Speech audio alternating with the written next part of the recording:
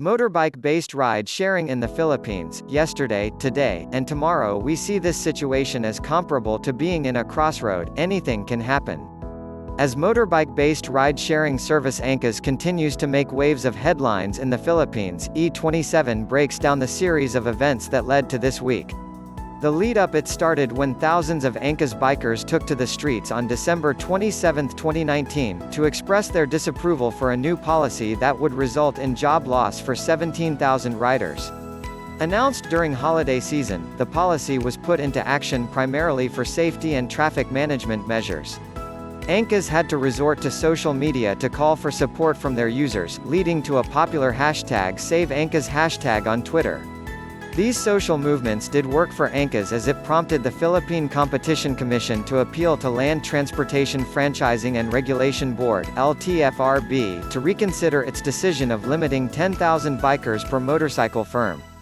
Angkas' business was not like Grab, which acquired its competitor and therefore became dominant and a monopoly. Here Angkas grew out of its own efforts. In a sense, you are taking away what Angkas has worked hard on obtaining, which is a driver base, said Bernabe in an interview. Here, Bernabe refers to the time when Grab acquired Uber and created a monopoly in Singapore. However, Antonia Guardiola, another member of the LTFRB, put forth another argument. He puts emphasis on the notion that now the drivers will have the option to choose from two additional players. The controversy ended up with the launch of a pilot run from December 23 to March 23, which was meant to test the safety and practicality of motorbike-based public transportation. Things seemed to be doing well until the pilot run was ended before its time. The technical working group in charge of the pilot run submitted its statement to the Congress, urging the Department of Transportation (DOTR) Secretary and the Congress to immediately terminate the implementation of the pilot study, according to a letter addressed to Transport Secretary Arthur Tugade. Angkas was also accused of emotionally blackmailing the government. An LFTRB board member has also accused the ride-sharing company of deceiving the riders, as nobody will lose their job with the new cap.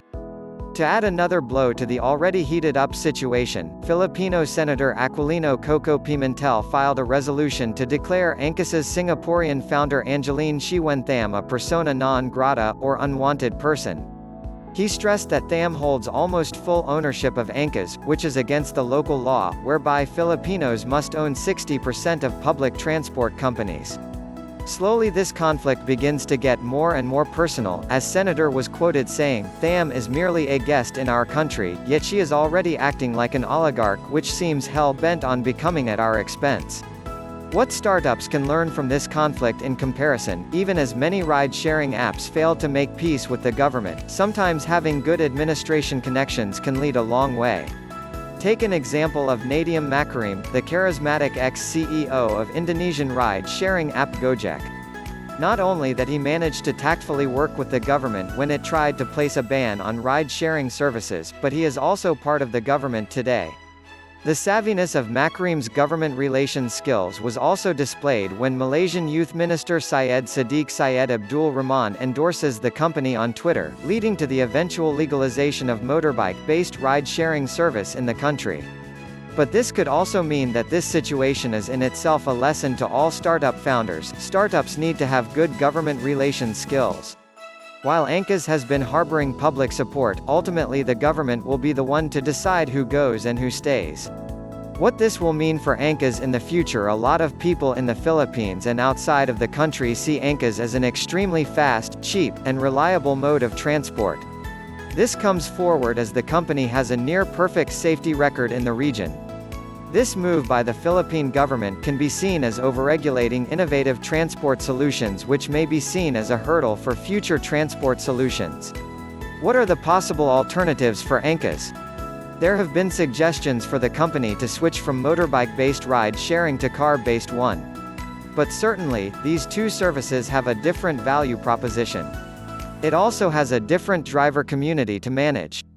Since foreign ownership also seems to be the problem here, Angkas might need to consider increasing the number of local ownership and leadership within its corporations. Either way, this is a challenging time for both the company and the ride-sharing community in the country. While it might sound anticlimactic to say that there was nothing that we can do but to wait and see, we see this situation as comparable to being in a crossroad, anything can happen.